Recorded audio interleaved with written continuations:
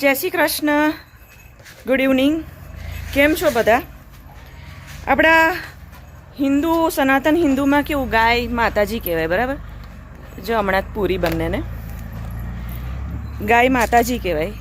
આપણે વારે તહેવારે ટીલા ટપકા કરીને પગે લાગીએ.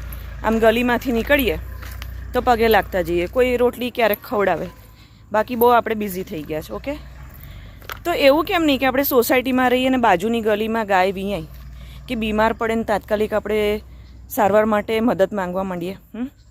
નહીં, કારણ કે હું કરું કે ના કરું, સવારે મારે દૂધ તો આવી જ જવાનું છે ડેરીમાંથી. તો એવી છે, કારણ કે ખર્ચો કોણ કરે? એ તો ભરવાની. ત્યારે એ ગાય ભરવાડની થઈ જાય, માલિકની થઈ જાય. આ ગાય તો માલિકની છે એમ. ખરેખર જો એ પવિત્રને માતાજી હોય ને તો એવું હોવું જોઈએ કે ક્યાંય કશે ઠોકાયેલી પડી હોય. એકચ્યુઅલી બહુ ખેડૂત ભાઈઓ, પશુપાલનવાળા ભાઈઓ, ભરવાડ ભાઈઓ, બધા જ તમામ આપણા કાઠિયાવાડમાં મને બહુ તમે કોમેન્ટ કરો છો, સપોર્ટ કરો છો. મને એક મદદની જરૂર છે. રાજકોટમાં મારી ગૌરી લક્ષ્મી જેવી, બિલકુલ લક્ષ્મી જેવી કથ્થઈ કલરની હું આ રીલમાં વિડીયો એડ કરીશ. ઠોકાઈને પડી હતી સાઈડ પર, કોઈ છકડાવાળા ભાઈને થયું કે મરી ગઈ. પછી એક બેન એને નજીક ગયા સાંજે, ત્યારે ખબર પડી કે એ જીવે છે, કોઈ ઠોકીને જતું રહ્યું છે. એ બેન એના ઘરે લઈ ગયા છે, સારવાર કરે છે.